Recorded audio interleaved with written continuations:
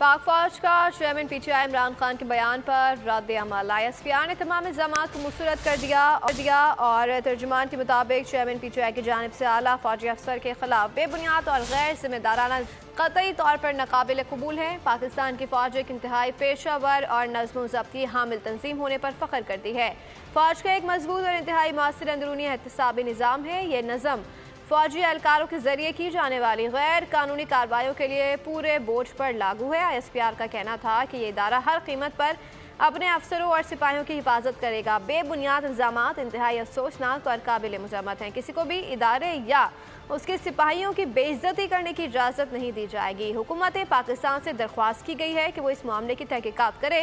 हुकूमत इन इल्ज़ामात पर हद तक इज्जत की कार्रवाई करे।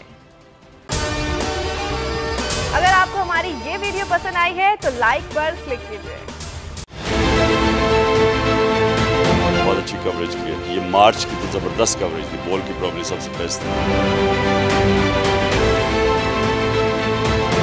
सबसे ज्यादा रील्स और सबसे ज्यादा रेटिंग के साथ बोल रहा नंबर 1। सब्सक्राइब करें और बेल दबाएं ताकि कोई खबर रह न जाए।